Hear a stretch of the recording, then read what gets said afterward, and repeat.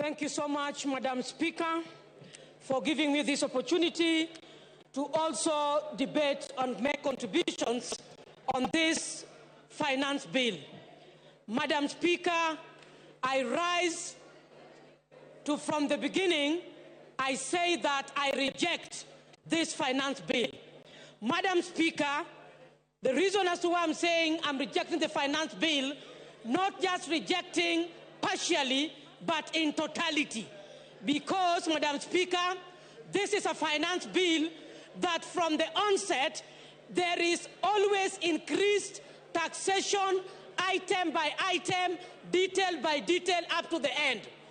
I want to say, Madam Speaker, because I recognize that we were advised by the Honorable Speaker Wetangula that we can present our contributions based on linkages, based on our opinions, based on the budget, and based on the finance bill that is current on the table. Madam Speaker, I want to say that as Kenyans, first and foremost, we were disappointed with the presentation that was given by the PS Treasury. Madam Speaker, I want to say that Kenyans keenly listened to how revenue was going to be generated to fix what is proposed in the budget. Madam Speaker, I want to say that Kenyans were left shocked because what was proposed, one of the things was we raised revenue because we want to sort out our pending bills. Madam Speaker, it is on the floor of this House that we were told that we have to wait for consolidation of the pending bills in this country by October. For that reason, Madam Speaker, I reject even the reason as to why we are increasing the taxes so that we can foot our pending bills. Madam Speaker, I want to say that this House, the leaders must rise up and support. And I want to ride on the presentation by MP Honorable Sylvia, who said that personally she does not understand what a finance bill is. I want to say that even yesterday we know that our colleagues were invited at State House. I thought they were going to make meaningful contributions, Madam Speaker, and give contribution as to why they think they are under siege in the respective constituencies where they come from.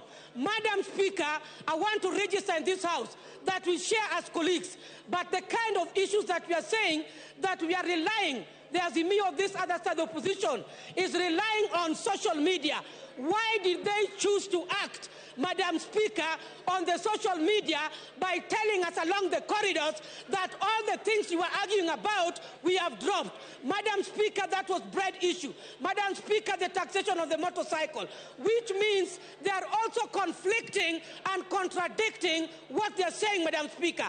Why did they also choose to act on the issues of social media? Why did they choose to respond to the Fourth Estate? Madam Speaker, I want to say that public participation needs to be redefined in this House. Yesterday, when we watched over the television, Madam Speaker, I saw a desperate minority whip. That is, I saw a desperate Honorable Whip Osuru, when he was very desperate of trying to convince Kenyans and deeply thinking on how taxation on bread has been dropped, on how taxation of motorcycles have been dropped. I saw a desperate and so much a person who is under pressure. Madam Speaker, I want to say that we must stand firm on the floor of this House and rise beyond numbers. Issues of numbers does not arise when we are talking about finance bill. Madam Speaker, I want to say that finance bill 2023 can equally be applicable on this budget that we want to appropriate. Madam Speaker, I want to say that there must be progression on how we generate our taxes. Madam Speaker, private sectors, I wish you gave me one more minute, Madam Speaker. Madam Speaker, I have valid points. Kindly, I'm requesting for 1 minute, Madam Speaker. Thank you so much. Being a woman speaker, you know very well the problems we have. I've traversed in these industries. Private sectors are key.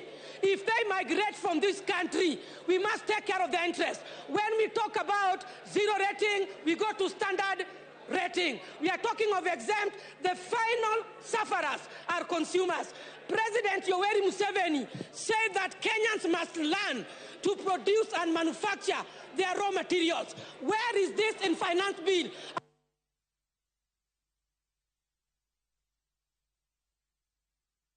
you. The Honourable Member for Alego Usonga, Honourable Samuel Atandi. Thank you, Madam Speaker.